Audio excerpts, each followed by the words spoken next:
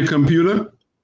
Yes, hello. We are Hi. live, and you guys listening to Boy and Girl Thing, and you're listening to WGSN-DB Going Solo Network. And I'm excited to bring the show here with you guys again. We have our lovely hosts, and I'll show you their names. I am Cece Shatz. I'm the doyenne of relationships, and I have with me tonight. I'm Derick Bernard.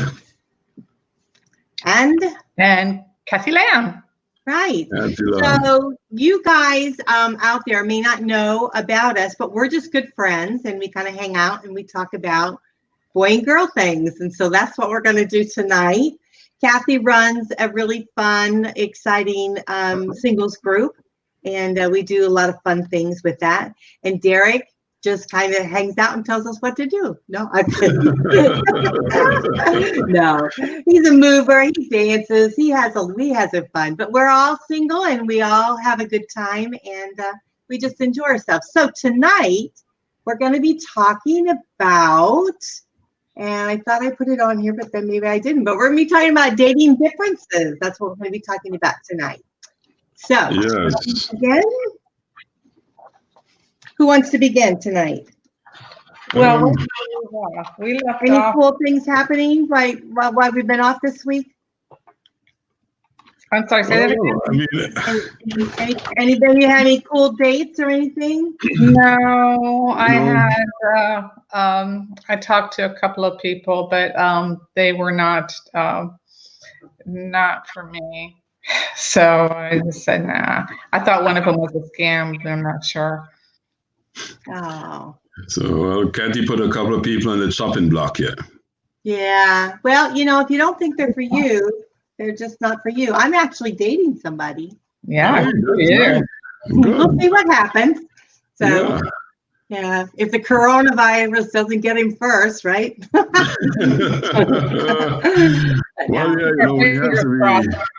we have to be kind of careful about where we have our dates these days and what we do, and try to stay from too many crowded, from the crowded places and so on, because, we have to protect ourselves.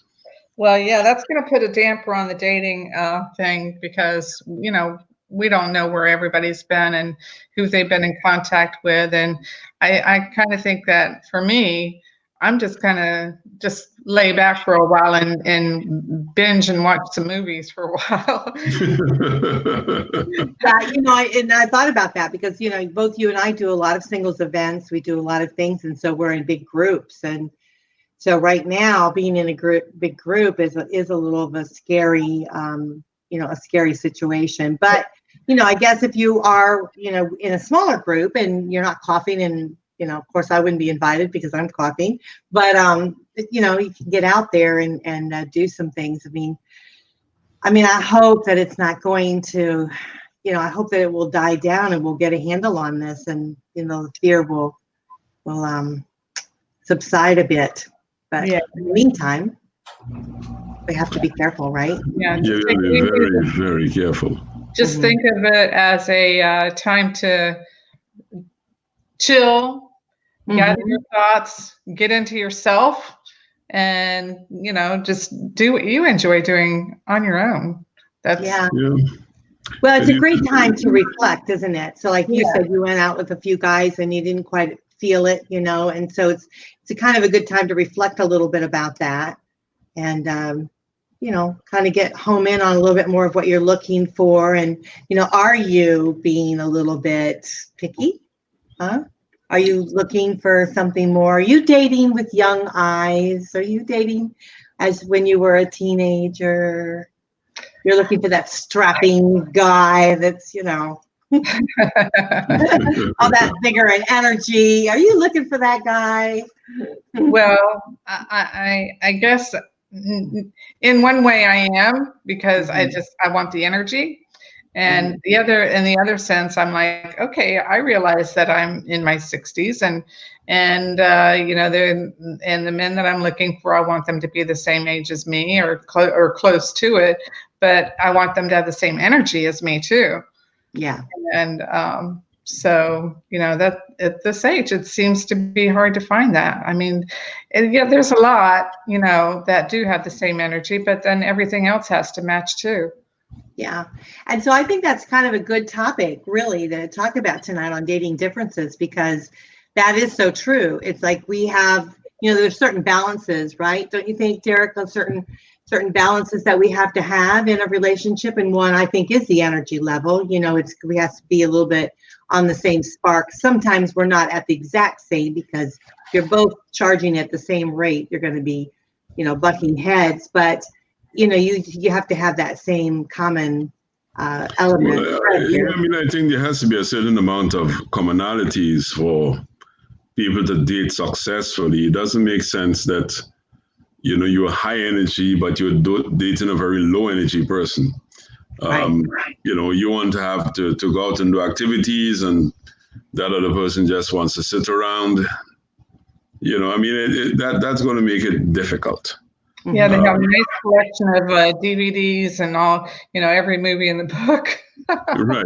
You have to have your commonalities. It's not going to be 100%, but at least you can get it as much as you can. Right. Yeah, and really your core values have to be, the same. And I think your goals, of what you want to achieve in this quarter of your life, some do want to travel, some don't want to travel quite extensively. How would you like to travel? Where do you see yourself? And that's you the have thing. to ask yourself the next 5 years or 10 years or 15 years, where do we see ourselves? Where do we see ourselves? Some people see themselves dead. It's. I don't want to date them. Right. So it's like, well, I guess, why you don't sign a prenup or something like that, Yeah. But the thing is that, even though somebody is around your age or around the same age, you may have been at different stages of your life. Mm-hmm. You may not be interested in the same things or looking forward to the same things. I've met people younger than me and all they're interested in his grandchildren and stuff, and I'm not into that stuff. So it's you have to have people who have some kind of interest together. Yeah, everything. And then also the big question is where do you see yourself with regards to a relationship? Do you see yourself with someone all the time? Do you want to wake up with that person every morning, or are you happy with, an every other day thing, a weekend thing? Where do you see yourself, Well, you have throw it all in, or are you hanging back, with finances? Right. Those are some of the things that, you have to define with that person in that relationship. I often say, I go into situations or relationships or encounters with a kind of an open mind without any expectations, because the minute you go into expectations, you create, it's more difficult. Right. If you like somebody enough and you're they have different lives, we all have different lives, and we adjusted to our lives, and when somebody else comes into the picture, then you like them, but so you're willing to take that open-mindedness to be able to try to blend in, let them blend in, and it kind of all works. And that's kind of what I'd like to see happen with me. I don't have any real expectations. I guess I have some, but as far as everyday life, I'm like, okay, whatever works for both of us, let's, just go with the flow and let's see what happens. Yeah, but I agree with that, because I'm kind of in the same boat as you. I feel kind of the same way. However, I know in the back of our minds we do have some sort of, way we think a relationship should be. And so I think as we're curving here, going into this latter part of our lives, we're starting to create a shift in that. But we're still set fast with, what we're accustomed to. And I know, Kathy, you and I have talked about this a lot, is that a lot of times what we think about in a relationship or building a relationship really stems from our past experiences and what we're, what our past was and our parents and, all of that. So it's not so easy to just go full force into this new generation of kind of easygoing thinking, Well, then, I think that, at least for me, I guess I've never been that sort of person. I've always gone in with a kind of open book. Let me see whether this can work, whether it can't, without any set expectations, because the only expectation that I have is that each person I meet will be different. And I go in with that. And your interpretation of a relationship might be totally different to mine. But I say go with the flow. See how we can work. Discover the beauty that each other has. Yeah. And sometimes you can see like right away though that no, I can't go with that flow. Look, honestly, if I meet somebody and they're into drugs and stuff that I'm not into. Yeah. Well, I know that's a no-no, right? Because that's not my lifestyle. And I move on. Right. I guess that's true. That's a very important point there about your lifestyle. I think that's where we're trying to blend a little bit is our lifestyle. Active, non-active, that kind of thing, and kind of blend that together. And I know there's elements within a long-term relationship. I know for myself, I would love the idea of waking up with the same person every morning. I'd love that, and I strive for that. I hope that I will eventually have that kind of relationship. But if I don't, I'll survive. I know I'll survive. It's like I don't have to be in a relationship like that because I think I won't exist. But but I would love to have that. I don't know how you guys feel. It's when you're in that type of relationship, which I would love too, you get. This is what I'm thinking that would go along with it is you have somebody that actually cares about, what your day-to-day life is. Or maybe it's not like, I don't know. But in my past relationships, that's kind of been the way it is. It's okay, you wake up together, you're in a life together. And so, they care about what's going on with you.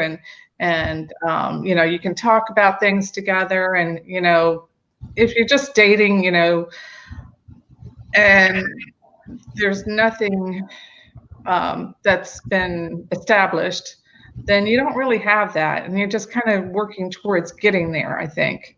Mm-hmm. Yeah. It's almost like when you're dating, you've always got one foot out. Mm-hmm. When you're really in there in the muck of things, and you hope that they do care about you and that they're learning the essence of you and really loving that, you're hoping that that's what's going to happen, that. So the way I put it is, when knowing that when you're not there, just knowing that you're really there, it's, if they have your back, and you have theirs and that's the way I think about it. Yeah, me too. And I guess that's really important in a relationship, I feel, is to know that they've got your back and they won't walk out. I mean, that's one of the things the problem that I have. They don't step out. I've had that in past relationships, stepping out. And so I guess maybe that's why I'm a little bit more cautious. Yeah. I think that when that happens, you are more cautious. Yeah, definitely. So I want a keeper. Yeah. And one that wants to be in the game, Yeah. So, do you think that's very different for men, Derick? No, I don't think so. I think that probably most men are looking for that level of comfort and security and a sense of belonging and so on, and knowing that person is there, that you can rely on and have a, as you say, have your back kind of thing, have each other's back. I think that most men are like that. To me, most people are like that. It's just part of being a human being. So I don't think there's any real difference generally with men. Derick, are you cautious about going into a relationship? I don't know if you've been cheated on before, but if you have, does that affect you? No. It doesn't affect you at all? Absolutely not. Have you ever been, do you mind if I ask, have you ever been in a relationship where she stepped out? Yes. Okay. Absolutely. But that doesn't affect me because each person is a new person. Well, how into the relationship were you? I mean, were you really in love and all of that? Tell us, we want the whole detail. I want to know the story. Spare us nothing, okay? It was my wife in my younger days. Okay. I was very much in love. Aww. And very committed. And never looked at anybody outside of my relationship, and she went there. And, I moved on, she moved on. No hard feelings. No. I mean, look, every time you're in a relationship and the other person steps out of that relationship, you also have to look at yourself and wonder if you played any part in that. Was your communication up to mark? Were you attentive in things and so on? So, you have to question yourself and you have to be honest. And I don't think that unless that person just has bad habits, that is just one person's responsibility. And even though it is, it says nothing about the next person I meet. I kind of look at it like, okay, the next person I meet, I'm not looking for it, but it just pops out at me. I'm like, oh, he's a cheater. I can tell he's a cheater. Well, how can you tell by just looking? You can't tell by looking at them. No. And I've never done that. I don't care, really. I let that person unfold themselves to me. Well, it does kind of unfold when, as time goes on, you kind of, okay, you're out on a date and he's out there eyeing the other woman, looking up and down, their bodies and stuff like that. It's like, well, if he's doing that, it's not necessarily that he's a cheater, which maybe will well be. It's that he's not that into you, because the guy that's really into you won't be looking at another woman. That's not true. That is absolutely not true. Right. That's a fallacy. Well, you think I'm wrong with that? You think a guy, you'll go out with a girl and you'll still go and look at another woman? Absolutely. I think it's different. That's the most. Okay, this is a good difference. And let me set you right now. We'll set you right now. That's one of the most fallacious things that women believe. That because they're out with a guy and he looks at another woman, that he is in some way not interested in them or not in love with them or don't care about them. That is not true at all. The woman that I love the most in my life, with all the relationships I had, and the woman that I would never even think, I wouldn't say that, I was young then and I tried cheating on her once and I couldn't even go through with it. I could not even go through with it because my love for her was so strong. That's sweet. But you know what? If I looked at another woman, she never cared. She knew that she had my love. By that time in your relationship, you had the trust and I've been there too. And she had my trust. And she knew that I was totally wrapped up in her. There was no way that I was going to go out but if I see a beautiful woman, I would feel free to look. And in fact, she's a soul. Okay, there's a difference in the looking. Okay, there's a difference. You can appreciate a beautiful woman or man, a gorgeous guy. I mean, we've seen them, and we've looked at them when we're with someone. But you're not looking at them with lust, and you're not going overboard. Oh, you know when a man looks at some woman with lust. Yeah, that is a judgment that you are making. Right. Oh, well, you can tell when a guy is looking with. You can't. Yes, you can. You're trying to get into somebody's You think you can't because you're a man looking. Yeah. After women seen you look, we can tell. But let me ask you this. You were trying to get into a man's mind at that point and say, no, he's looking at her with lust. And if he looks at her with lust, so what? He's a human being. You know what I see some men doing? They're walking down the street with a beautiful woman, or not so beautiful, but obviously someone they are in a relationship with, right? And this gorgeous chick is passing by, and they try as hell to keep their head straight and pretend not to see her. And then they will take a little peek behind the girlfriend's back to look at that woman. And I see, you know, that is so friggin' dishonest. You should be confident enough in your relationship, right? And confident enough in what you all share, so that if your man or your woman looks at another beautiful human being, whether you want to say they look at them with lust or not, that relationship is strong enough to deal with that. The thing is here, is when you're dating, that shouldn't be happening. When you're in a strong relationship and everything is, you know, you've been together for a while, fine, you've got the trust together. But in the beginning, when you're trying to feel each other out, that's just not what to do. It's disrespectful. I'm sorry. Yeah. I think bottom line, it's I disrespectful. agree. You haven't earned the trust for us to say, oh, you're looking at this woman non-lustly, and that it's okay, and you're just appreciating her beauty. You haven't earned that trust. And so when you're looking at every skirt that goes by, when you're sitting there with us, having coffee or a drink. I did not say every skirt that goes by.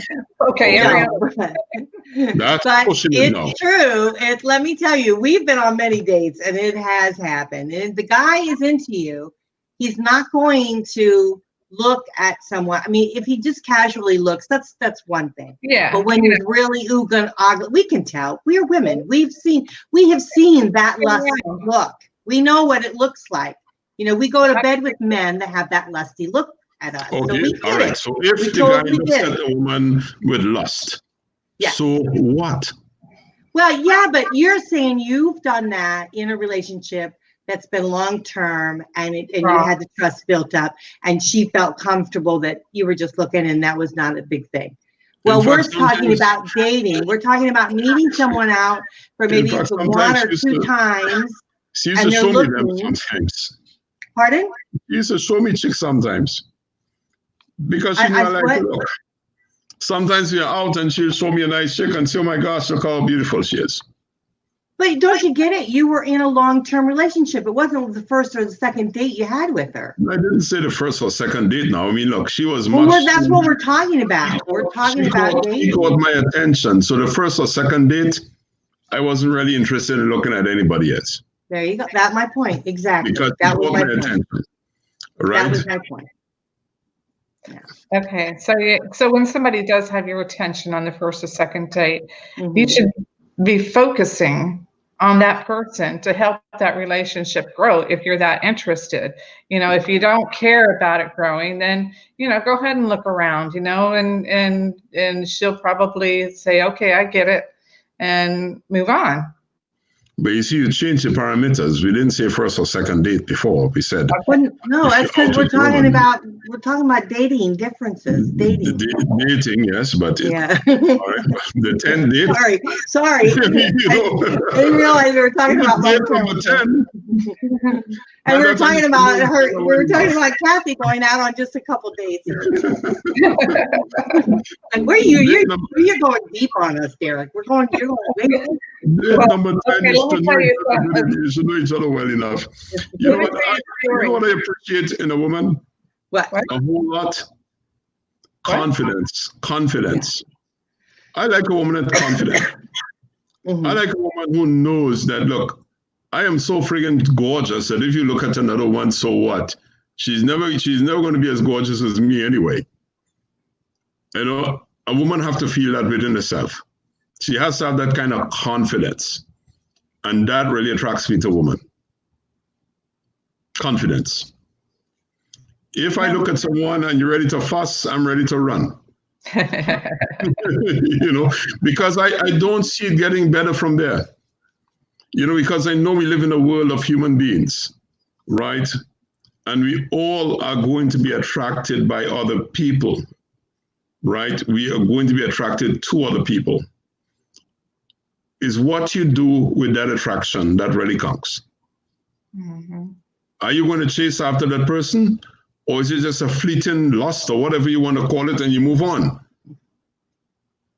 You know, and that to me is important, because you cannot expect to have a relationship with someone and they have on blinders and they walk like, you know, if you look at those old Western movies, the donkeys and stuff always had blinders at the side of their eyes, right? No, Well, I don't okay. Yeah. Well, we're not saying that. We're not trying to be control freaks or anything like that. You know, yeah, of course you can have eyes and you can look around and look at the world, and you know, there's people. Of course, you're going to see people and you're going to look at them, but you're going to look at them as people, not as, oh, wow. You know, I want to tap that, you know. Look, let me tell you. I mean, it's like, what? Yeah, she's a nice woman. She's sexy. So what? Well, here's the bottom line. We're talking about dating. Here's the bottom line. We go out with someone, right, Kathy? We go out with them a couple times and they behave like that. Then that's their disadvantage, because we are not going to be with them, because why?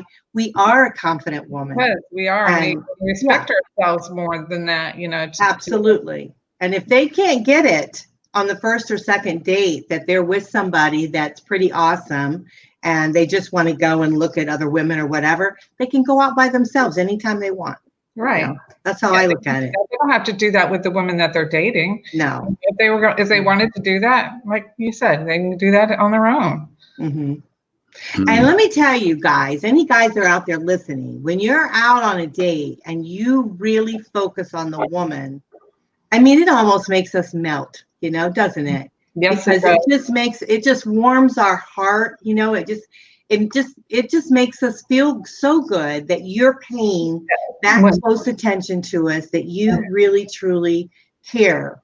And then when I go home, I'm like, wow, that was the best date ever. You know, I can't wait to go back out with him again. Yeah. And I have seen where I've been out on a date, and I have seen where like a really good looking, and you mentioned it before, a really good looking woman comes. And he might just casually look, but it's not anything big. He definitely doesn't play it up lusty or anything like that. And I respect that. You know, I'm not saying that he needs to wear blinders, but I am saying that he needs to respect that I'm the woman that he's chosen to go out with. Now, if the guy looks at the woman, right, and he can't take his eyes off of her, or he chooses to leave your side and go introduce himself to that woman, I'd say, okay, we're going into another territory here. Yeah, absolutely. Right. Yeah, he'd be by himself. I'd be going home alone. But I'd be out the door. But if I'm sitting with someone having dinner and we're chatting and an absolutely gorgeous human being passes, I don't see anything wrong with looking at that human being. If that happens once, okay, you get a pass. But if it keeps on happening, no. So what does it say so does it mean that you are not gorgeous in that person's eyes? No, okay, this is what it means, Derick. We're not dating you. Whether or not, you know. Right, Kathy? We're not going to go out with you, Derick. Okay, good. That's why you're in the friend zone. Okay, fine. But what I'm trying to get at, how does that make you feel? What? What do you mean? Say that. I say the question. Like if you sit with a guy having dinner and he looks at another woman, how does it make you feel? It would make me feel like it's not a good feeling. Okay, let me give you an example here. What happened to me one time? I met a guy. It was just a first meeting, and he said to meet at a little cafe, and it was in his area, and so we met there. And apparently, he was a regular there. I go in, I buy myself a cup of coffee. He was already there, and so he starts talking to the waitress there. And he's talks and talks and talks to the waitress. And finally, I just I'm thinking, well, when is this going to end? And the conversation never stopped. So I just said, okay, I'm going, I'm leaving. That was really rude and But that was disrespectful. kind of strange because if you go out with someone, you wouldn't pay attention. I mean, the waitress or whatever. Yeah, you say hello and so on, and give each other a greeting and you move on. But to have a conversation with the waitress that went so long, that's a little strange. Yeah, it is, isn't it? That's kind of strange. Maybe maybe his attraction wasn't for me. Maybe he was like, okay, maybe this will make her go away. No, I think maybe he was just attracted to the waitress. Maybe he was attracted to the waitress. Maybe he was just attracted to the waitress, and he just got crazy with it. But even though they were good friends, then at that point he had a right to say, hey, meet my date, right? If you're good friends, if you and the waitress were good friends. So I really don't understand that one. That one is a little kind of strange. That's a strange situation. That is not something you would encounter regularly. And how did that make you feel? That hurt you a little bit, didn't it? Yeah, it was not more of a hurt because I didn't have that kind of a relationship anyway to feel that bad. I was just a little bit put off by it and felt like, okay, that was really disrespectful and that was a true waste of my time. And did you tell him goodbye or anything, or you just left? No, I said, okay, I'm leaving. And he said, okay, bye. That was it? That was it. Wow. Yeah. That was really strange. That was very, very strange. Yeah.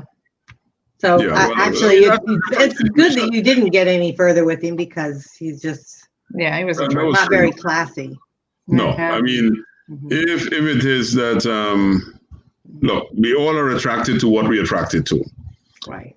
If when he saw you, he didn't feel attracted to you, it was still good manners to have dinner with you because he invited you on a date. You only agreed to have a date. And if after the date, he didn't want a second date, that's different. But to actually snub somebody like that to me is beyond the pale. No. Yeah. That is really bad manners. But no, I'm not talking about that. That's very extreme and very stupid. I'm talking, I just gave you an extreme example there. Yeah, but I'm telling you, you still having dinner with a guy. It might be a second date or a third date or whatever, and he sees a beautiful chick passing and he looks at her. I mean, how does it make you feel? You see, I want to know because I don't understand. It starts bringing up a little bit of insecurity about how the relationship will go.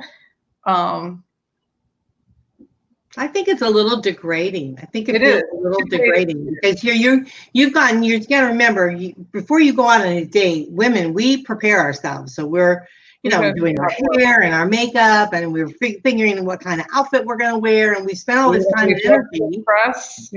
Yeah, and we're all up and ready, and we're all a little bit nervous, and so that it works. Yeah, we get there, and then they spend the time looking at somebody else, and it's like, whoa, I'm not saying he spends all his time looking at someone else. I'm just saying someone is passing. She's a really gorgeous chick, woman, whatever. Well, I think it depends on how you look. If they're just walking by and you just glance, it's not a thing. But if you do one of these numbers, like, you totally lost it. I think that's I've never seen a guy do that. Women do women will look at women too, So we look at women and are like, wow, she's really pretty, and Women look at women, and women also look at men. What? Women also look at men. Absolutely, but most women don't do that. Most women look at men nonchalantly. They don't. Most women don't really go, good. Look at this guy. Women don't lust. What? Women don't lust. Do men look at men? Yeah, of course. I look at men. I mean, I've looked at guys and so shit, he's a damn handsome person. Yeah. So when there's a strikingly beautiful woman that walks by, and the girl sitting with you might even look at her too, and if it's like that, yeah, it's okay.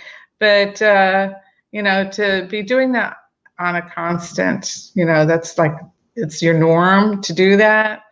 And you think it's okay if she don't like it, too bad, No, I didn't say constant or norm. I said if you're at dinner, it's your second or third date, and a beautiful woman passes by, and this guy looks at her.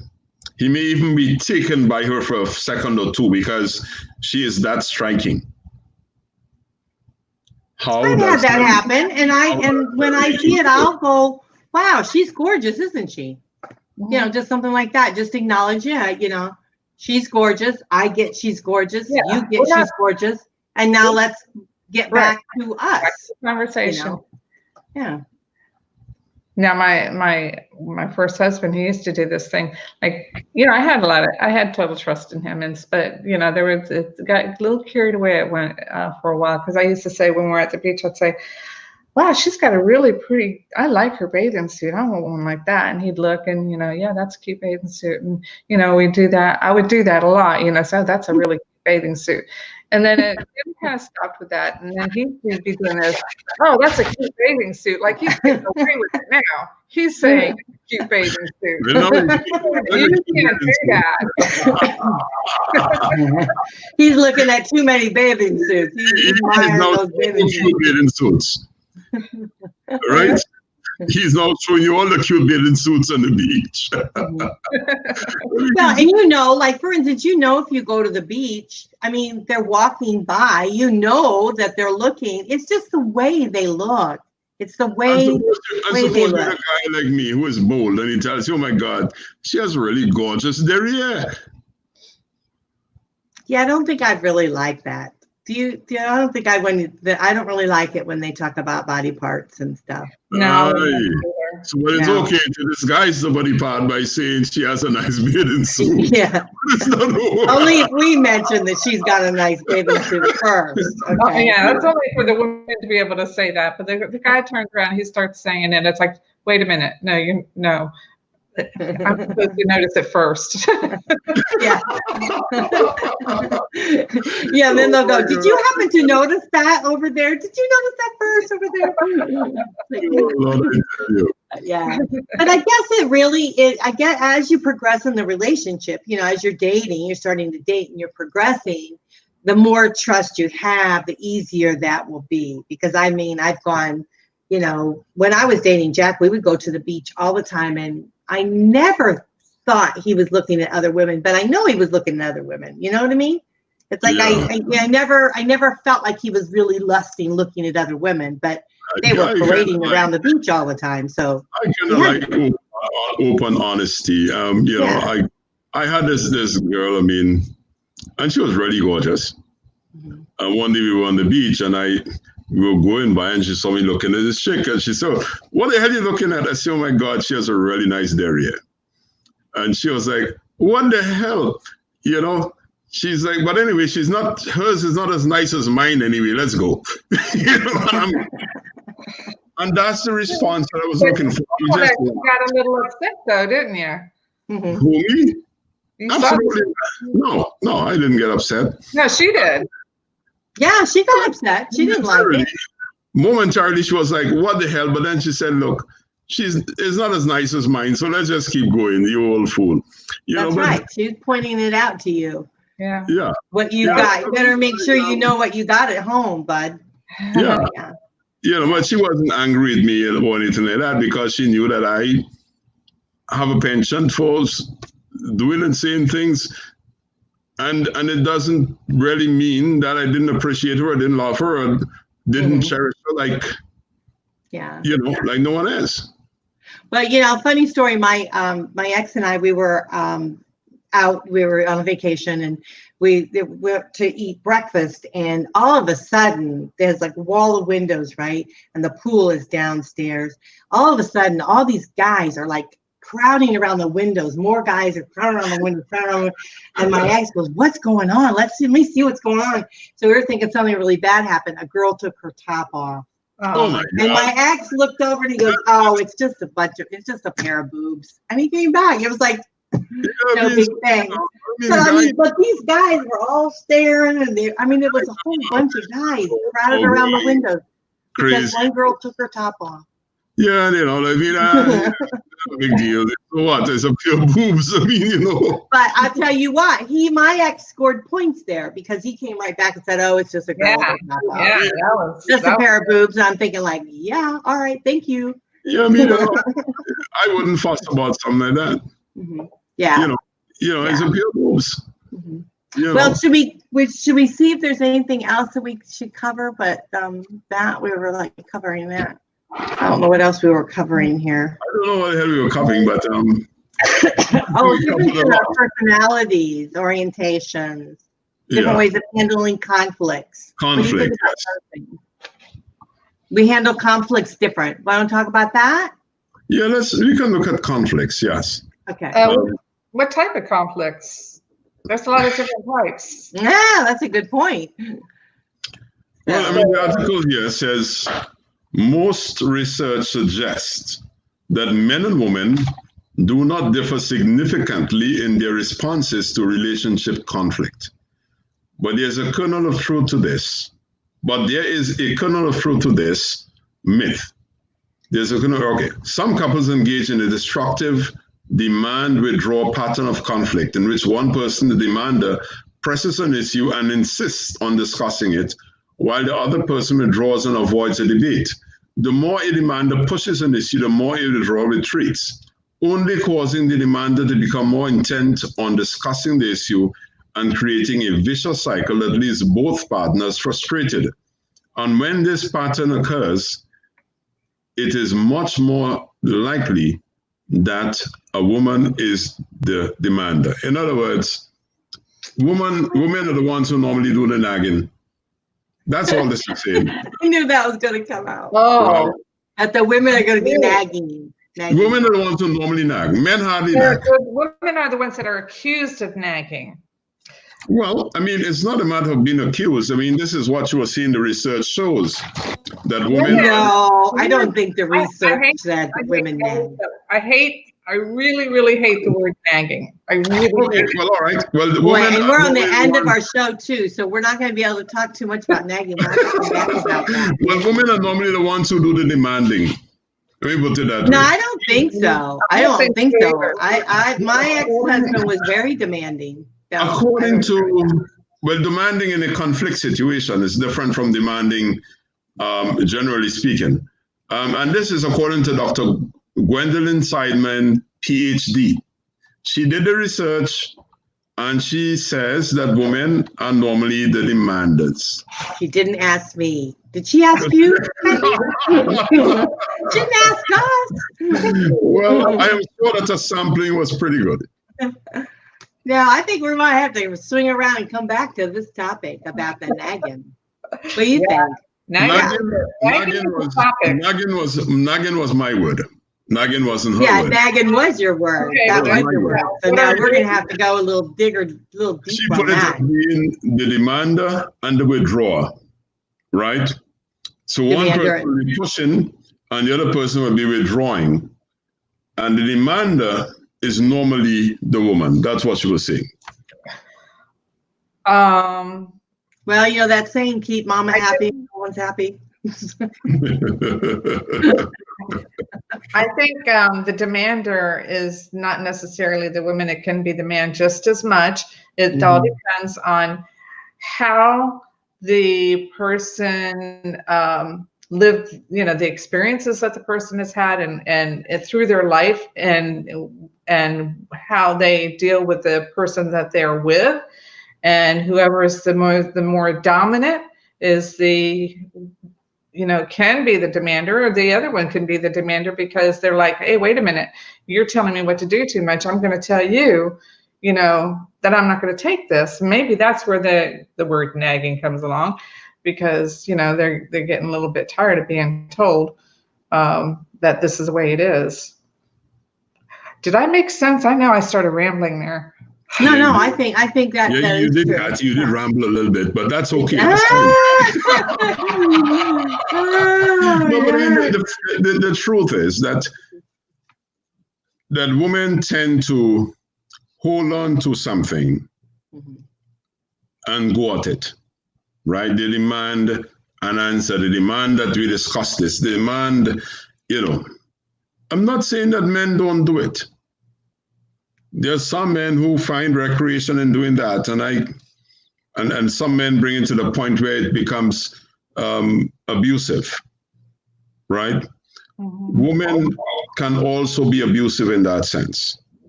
But I think as couples, people who are dating, we have to be mindful of each other's likes, dislikes, comfort zones, and stuff like that, and we have to be accommodating to each other. So if my significant other, whenever I have one in my life, wants to discuss something, and I'm not ready to discuss that particular thing, then that person has to understand. Let's lay off of it, give it a rest, and we're going to come at it some other time. But when that person wants to just push and push and push and push, then it becomes a nag. And that's all. Okay, we're going to have to swing back. We're going to have to swing back around this because we don't have enough time on it. Because I think to me, that's a little different. It's about control is what it really is about. And so that nagging is a form of trying to control or not being heard. They're trying to express. And so I think this is a very deep subject, probably very important, as we're talking about dating and building relationships. So, and for one to say, okay, I'm not going to talk about this now, we're going to have to swing back around it. That's taking control. And of course, the other person's going to feel, wait a minute, this is happening and we need to kind of deal with it. So we're going to have to table it because it's a big discussion. It's a big discussion. I think so too. Yeah, and we only have like a couple minutes, and we've got another show on after this, so we have to break. But what fun this is talking about the differences of men and women, because we can go on all night talking about the differences of men and women. Yeah. Okay. All righty. So we'll have to close the show. I hate to say that, but you guys are listening to WGSN-DB Going Solo Network. We are the #1 internet singles talk network. This is the Boy and Girl Thing show, and I am Cece Shatz, and I have with me Derick Bernard. I'm Derick Bernard. And Kathy Lamb. Okay, we're signing out. We'll see you back here next week, same time, same place. Bye for now. Bye-bye. Bye. Have a wonderful week. You too.